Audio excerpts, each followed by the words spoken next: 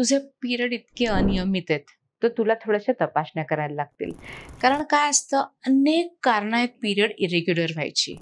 सर्वात पहिलं म्हणजे हार्मोन्समध्ये बदल. Thyroid hormone, prolactin hormone. कधी-कधी स्ट्रेस खूप आपला वाढतो, आपण झोपत नाही, त्यामुळे सुद्धा असं होऊ शकतं. आपलं वजन अचानक वाढलं, अचानक कमी झालं तरी होऊ शकतं. एक्सरसाइज आपण खूप जास्त जरी केला, तरी सुद्धा पिरियड सायकल इरेग्युलर येऊ शकतात. त्याचबरोबर सर्वात महत्त्वाचं कारण म्हणजे पी-सी-ओ-डी. आपल्या अंडाशयामध्ये अंडी नीट मॅच्युअर होत नाहीत, ओव्ह्युलेशन होत नाही आणि म्हणून पिरियड येत नाही. कधी असं सुद्धा होतं, आपल्या शरीरातला अंड्यांचा साठा संपतो आणि प्रीमॅच्युअर मेनोपॉज होतो. कधी-कधी गर्भाशयाच्या पिशवीला इन्फेक्शन असतं.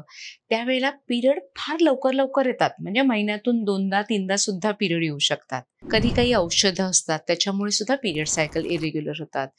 आपली सायकियाट्रिस्टची काही ट्रीटमेंट चालू असेल, तरी सुद्धा पिरियड अनियमित होऊ शकतात. आपण ओरल कंट्रासेप्टिव्ह घेत असू किंवा काही हार्मोनल मेडिसिन घेत असू, ते घेण्यात काही चूक झाली, तरी सुद्धा पिरियड इरेग्युलर होतात. त्यामुळे पिरियड जर इरेग्युलर असतील, तर डॉक्टरांकडे जायला पाहिजे. डॉक्टर हार्मोन्सच्या तपासण्या सांगतील, सोनोग्राफी सांगतील, ते आपल्याला करून घेतलं पाहिजे.